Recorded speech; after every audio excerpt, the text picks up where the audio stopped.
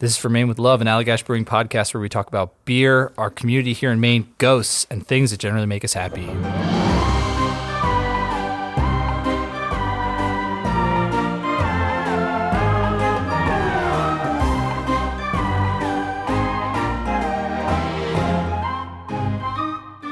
And that extra one in here was not a mistake. We're talking about ghost stories today in honor, thank you, Tom, in honor of Haunted House, our dark hoppy ale. With me today, first time podcast. This is for second. Oh, we did the warehouse one. Years come ago. On. It was literally 2 years ago, actually, at this point. That's pretty amazing. Years and years ago. Well, welcome back, Tom. Hi. So happy to have you back because I'm excited for this one. This is going to be fun. The purpose of this podcast is really, if you have a haunted house or you just want to hear some ghost stories, you just want to kick back, hear some creepy, spooky stuff. Not creepy, more spooky, a little more supernatural.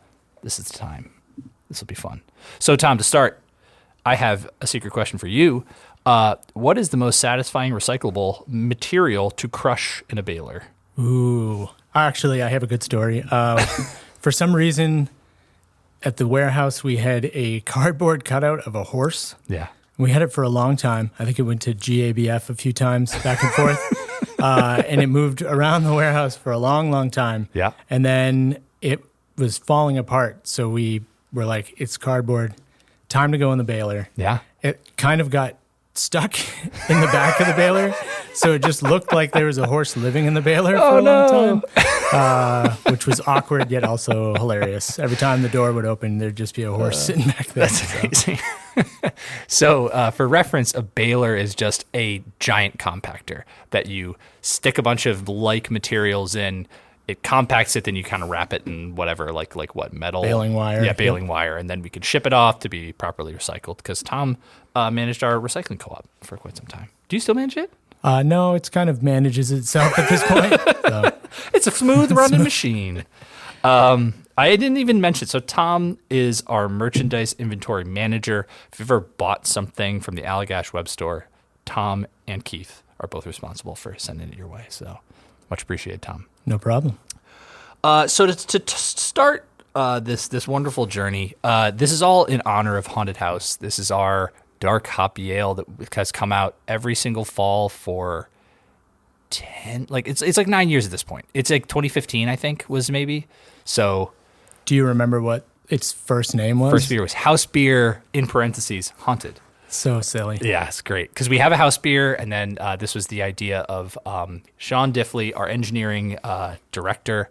And it's kind of a mashup. In the original orientation, it was a mashup of our house beer with, so Sean's from Ireland, with a beer near and dear to his heart that is widely enjoyed in Ireland, a dark beer. And we kind of put those two concepts together and got got Haunted House. And so it's nothing like, that beer. It's very, what would we say?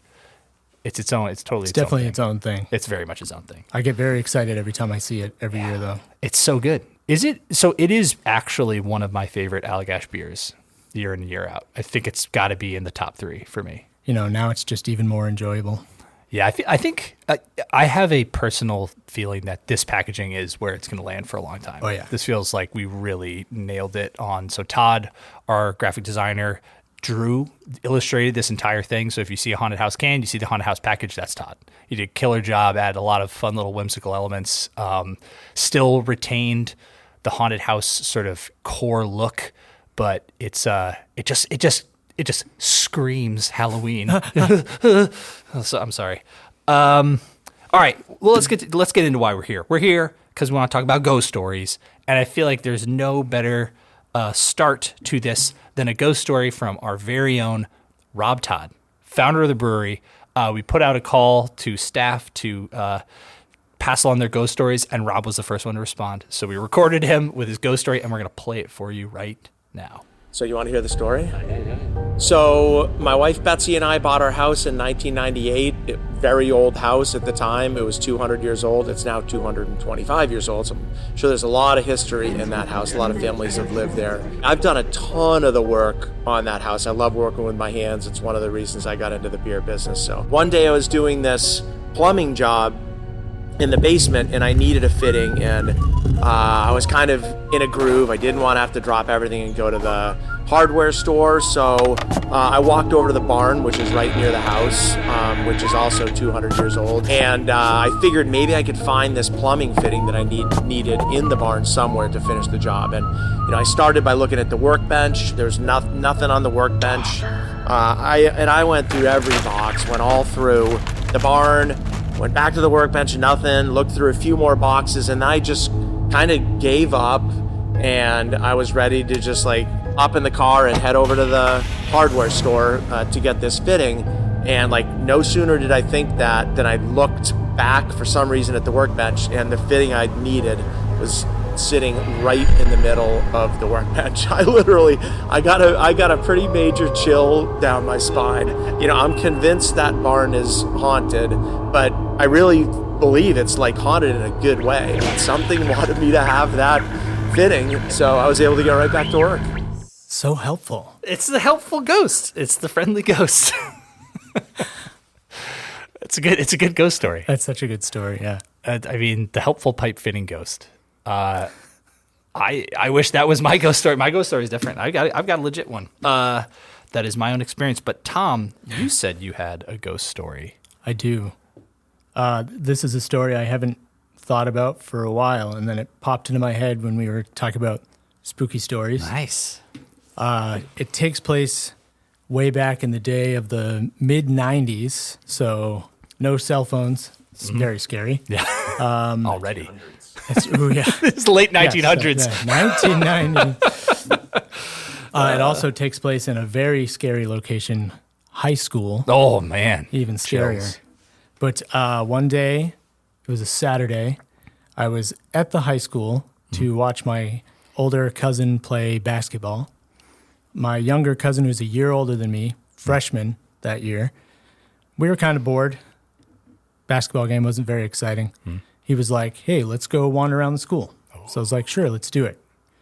Start wandering around the hallways, just seeing what's up. Not many people around. Saturday, why would there be? And then we came upon his classroom.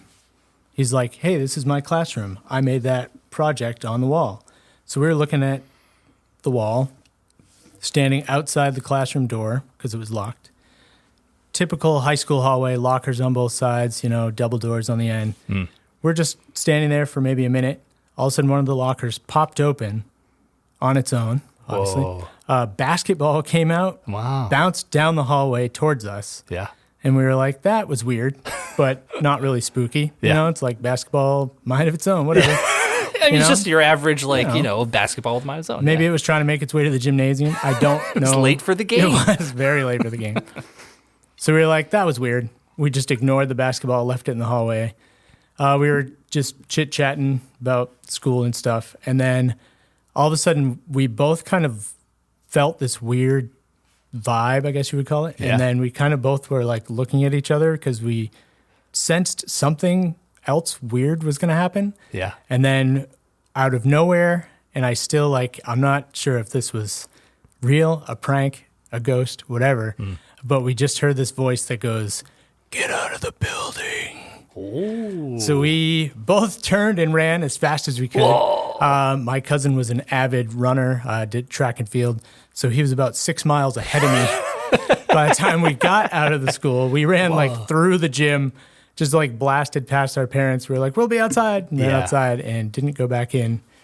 Didn't really tell anyone about it because we were both like, was that something that actually happened? I also was kind of like, we weren't supposed to be in the hallway. It was a teacher that smokes a lot and is real mad at us or something. But every once in a while, I think of that story, and it still kind of gives me the creeps. It was the weirdest thing that had ever happened to me. That's amazing. So, and the part I like about it too is that you're both of a significantly advanced age. You're not I was 3. Yeah, I right. saw a door close. Yeah. It's you're almost in high school at that point. It was very weird. If the two things happened separately, the weird voice and the basketball thing, I would have been I don't know, just the fact that they happened together, something was just in the hallway, looking to have a fun time and mess with some kids. So you both concurred. You heard the exact same thing. Oh yeah, I think good. we probably kind of after we got outside talked about it for a minute, and then I don't think we ever discussed it again. That's amazing. We're like, it didn't happen. Nope. I refuse. Yeah. That's good. Denial. That's a good one. Yeah, ghost denial. All right, I got a quick one of my own. I grew up in a house that was built in 1717. So it was a very, very old house in Connecticut. And like, it's always, all my friends are like, it's pretty haunted. There's some haunted stuff going there. There's always some weird like creaks and whatever. And it's like, is the house settling? Is it mice in the walls or what? I don't know. So like, there was always that element to it. But there was one summer, and I think it was the year after I graduated college, where stuff was going down all the time. It was like literally every single night I was there, some door would open up. I'd hear some like voice in a far hallway when I was the only one there. Just stuff that was going on where I was like more annoyed because I was like, I just want to sleep. I don't want to have like all this weird haunting stuff happening. And keep it down, ghost. The most striking one happened though, where I was sleeping. I woke up, and like, when you wake up, you like stuff. You see something's there, and then you kind of, and like, you're just like kind of brushing off the sleep. So I woke up, and in my room, there was a woman in a like floral dress over towards the corner of the room. Couldn't really see her face, and so I was just kind of like, I just woke up. Like, I don't know, so I was just like, okay, maybe, I don't know. So I blinked, I closed my eyes, did a little like, gather myself, and I open it back up, and the woman is still there, and she leans down a little bit and waves as like a little like, and I was like, oh no! And so I like sat up, and I was like, holy goodness! And then it just disappeared. But like, that was definitely the that's creepy. It was creepy as hell. It was really creepy, and like that was, I think, where I started just like sleeping over at my friend's houses. It's like, I'm just not gonna sleep there for a while. And then it stopped. And I've never seen a ghostly thing. I was really worried you were going to say you closed your eyes and then opened them and the face was right next to I was like, that would have been super creepy. Still creepy. No, I still didn't see no face or anything, but like I can picture the dress. It's crazy. It's this floral print, kind of like flowy. Yeah. You're going to see someone walking down the street in that dress and you're going to be like, oh, she's back. Yeah. Well, good. Those two good ghost stories, setting us off on the right foot. I hope you who are listening are either have already cracked your haunted house, are inspired to crack your haunted house. Go out and buy a haunted house. Pause the episode because we got some more ghost stories coming. I can't tell you they're going to be better than those because those were really. I think those are pretty good. When you mean go out and buy a haunted house, do you mean the beer or an actual haunted abode? Talk to your realtor. Go way far out there, up in Maine. Find the most cursed house. Speaking of curses, Maine ghost stories. So Tom, I've got some ghost stories that we've pulled together here from Maine. These are Maine centric ones, and so I'm going to kind of synopsize them, and we'll react. Love it.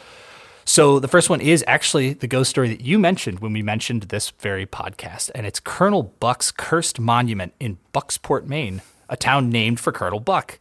So he's a Revolutionary War hero, did a lot of great stuff, apparently a very well-beloved person, except in 1795, he sentenced a woman to death for witchcraft. And before her execution, she cursed him and said she would dance on his grave, or something like that, or step on his grave. Or there's a lot of different, like, in one telling, he did this, in another, but basically, that's the broad strokes.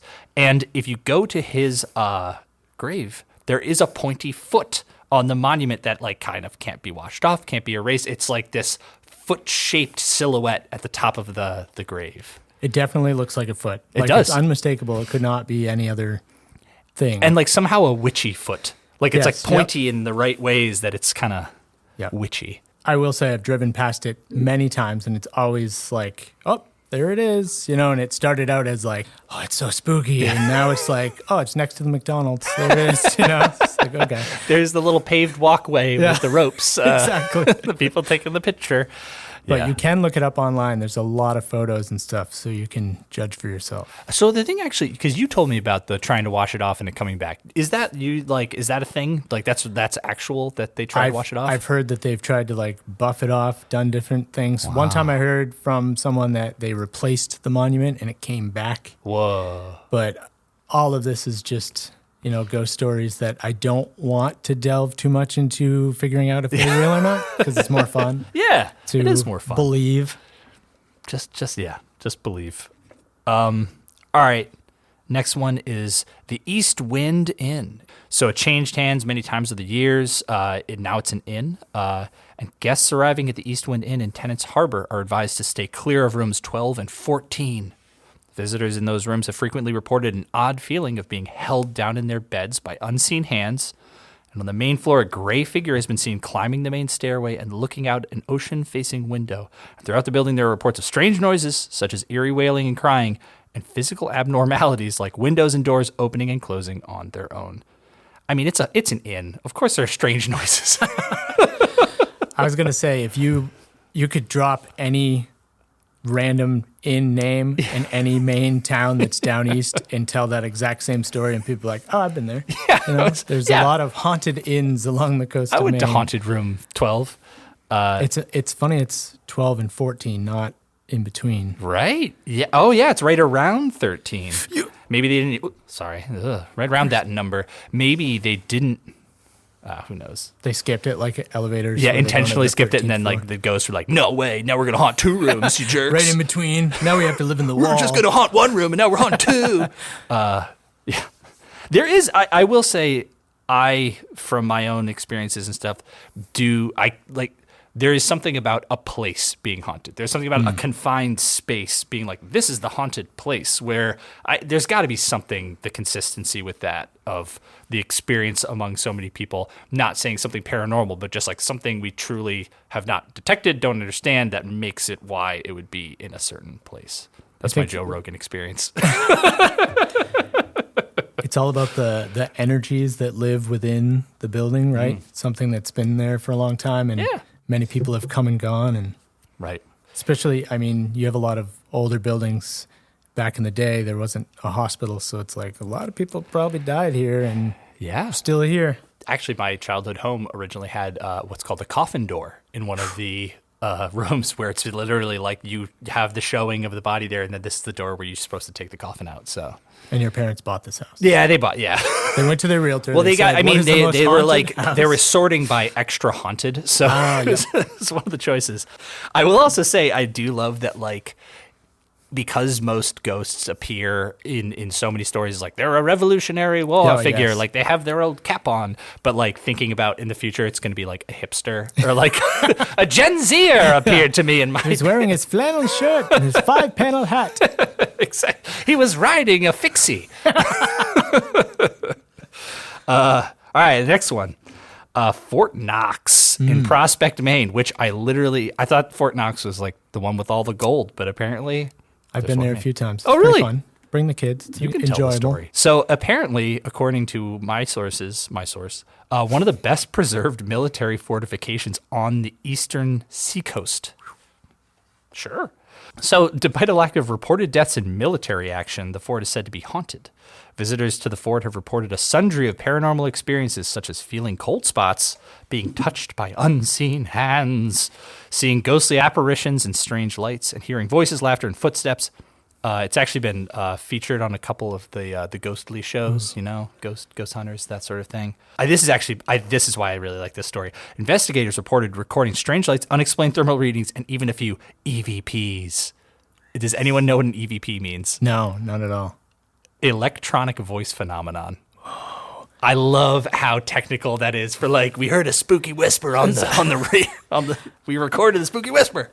I picture them using like old-fashioned tape deck or something, not electronics. That's wild. Have you watched the ghost shows? I've seen a few, yeah. I had a fair stint in my life watching the ghost shows, and my favorite part was them like decoding the EVPs, where they're like, there's something that's like, and they're like, he said, if you go into the basement and walk around the corner, I'm very angry. Like, like, all right. It's like, maybe that's what it said, but also it might have been like, eat candy. It's Halloween. Moisturize every day. Where's my fixie bike? Another ghost stole my fixie bike. I will say I've been there a few times, and I have had none of those experiences. So you haven't experienced a cold spot? I haven't. I mean, you go down a stone hallway with no sunlight, it's going to get cold. So The sun was gone when I was inside. in the middle of the day. I didn't mean for this to be us / me just dunking on all these stories, but it's just these are funny. That's the point. It's the point. And, ghost stories are fun to joke about because they're like essentially unable to be like, you can't validate it. It's a person's experience where it's like, that's super freaking creepy, but like, I can't go back. If I'm not laughing, I'm crying. So might as well laugh about it. I need a t-shirt of that. If I'm not laughing, I'm crying. So just deal with it. All right, Goose River Bridge. I love this one. Rockport, Maine. This is, and in parentheses, the Pitcher Man. Whoa, the Pitcher Man. I have not heard this one. He had a mean sinker. No, William Richardson is a tavern keeper, is celebrating the end of the war in 1783 and carries around a pitcher of ale for all other celebrants. After a long night, he either falls into the river at Goose River Bridge or is accosted by English sympathizers and left for dead. So we're talking about the war. We're talking about Revolutionary War. So visitors claim to see a man with a pitcher in hand, hence the name Pitcher Man, wandering the bridge, offering ale to startled passersby before disappearing into thin air. I really want to try this ale now. Like, it might be amazing. It might be like the most delicious thing. Like, you're like, ooh, is this haunted house? Yeah. Oh, this is very spectral. Yeah. I like that he offers it and then disappears. Yeah. He's like, just kidding. Have some ale. Boo. See you later. Not. Yeah. All right. If you're driving, he may even thrust his ghostly pitcher of ale through your car window. This sounds like a little authorial. I think you get pulled over for that open container. Someone got pulled over and they're like, It was a ghost. It wasn't me. It was the ghost. of the Some pitcher. ghost The pitcher dude man. stuck this pitcher of beer through my window. I also like It was a ghost dude. It was a pitcher man. I didn't know. when you first said Pitcher Man, I was kind of like, ooh, that's spooky. And now the more you say it, you're like, oh, there's Pitcher Man. Like, that's maybe not the best. He's still ghost wandering. nickname. Oh, pitcher man, get better beer. Don't you have any NA, Pitcher Man? All right, that's awesome. Okay, now we have Nellie Butler.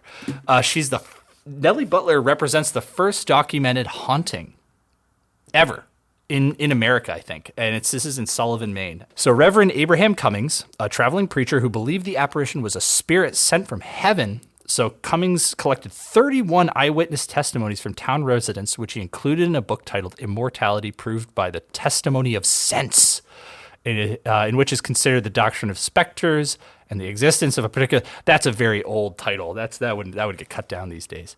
So this is basically what happened. She appeared multiple times to multiple people, and the reason she appeared is that she wanted her living husband, George Butler, to marry Lydia Blaisdell. I've like remembering hearing this story as you're telling it. I'm like piecing it together. Yeah. But So she just like appeared to a ton of people being like, marry my husband, my former husband, to this person. And then they actually got married. The two people who she wanted to get married actually got married. And then the ghost appeared again and said that Lydia would bear one child and die soon after, which actually happened. But it's like, is this a helpful ghost or is this a meddling, like I am bored in the afterlife and I need something to do? it's a very prescriptive ghost. There's no reality television, so I'll make my own. I'll make them do what I want them to do. But then there's all sorts of stuff about like the families being angry where it's like, you actually tricked my family into marrying into your family with this ghost story. And so, yeah. I just 31 eyewitness testimonies being like, yeah, she really wanted him to marry that girl. I guess that's what she wanted. All right. Old Narrow Gauge Volunteer Trail in Randolph, Maine. This is like kind of recent. So according to the Bangor Daily News, Lawrence Larry Farrell disappeared in fall of 2004 at the age of 55. Today, it's believed that the trail is haunted by the ghost of Bicycle Larry, so called because he was so often seen riding his bike around town. Was it a fixie? It's all coming back around. Fixie Larry. Yeah. I just love also like all of these ghosts are the most like it's the most literal stuff. It's like it's Hatted George because he wore his hat. It's Ghost Bob because he's not really there. It's Ghost Bob because he's a ghost and his name was Bob. So visitors of the trail report seeing orbs and spirits along with hearing the sounds of bicycle wheels and screams of "Get out." Ooh, Bring that back to your story, Tom. interesting. So anyway, this is the last one. I don't know. The York Witch. So That's where I'm from. It's from. Oh, really? You might know about this That's where one. my haunting happened. Is it in the old? All right, so it's at the old burying yard, which I believe is also called a graveyard. We call it a cemetery. Cemetery. So Mary Nasson, her grave has a stone on it, and it's said to keep the White Witch in her grave. She was actually a well-respected herbalist, and also did exorcisms. And also, turns out these sorts of stones are called wolf stones, meant to keep animals from digging anything up. So perhaps not so scary. This is the part that why I kept it in here. So if the stone was placed in an attempt to keep the witch from rising, it was unsuccessful, according to Joseph Citro's book, Weird New England, Your Guide to New England's Local Legends and Best Kept Secrets. Mary's ghost has reportedly been seen at a park close to the old burying yard, pushing local children on swings and giving them wildflowers. So nice. It's really Very nice. Why were they trying to keep her in there? They really had it out for Mary Nasson. Like that's the thing so. where I think this is one of those like she helped everyone, so they hated her. She was nice to me once. That's it. She healed me with mugwort, and then I was very angry. She charged me twice for that mugwort. Not nice. Here's a wolf stone. So yeah, those are the stories. So I want to give a big shout out to Gardner Public Library for these. Yeah. So this is basically all from this Gardner Public Library, The Spooky Side of Maine, Hauntings and Urban Legends from the Pine Tree State. So Jessica Bedott, thank you for chronicling all of these so that we could talk about them and you could give us a reason to enjoy a nice haunted house and talk about some spooky stories. This is a pleasure. Tom. Thank you for being Absolutely. on here with me. I thought it was going to be spooky, and I spent more time laughing. So it was good. Really? Yeah. Oh man. Pitcher Larry. What's his name? The Pitcher Man. The Pitcher Man. Pitcher Man's going to get you. Oh man, if you see Pitcher Man Old Ale or whatever.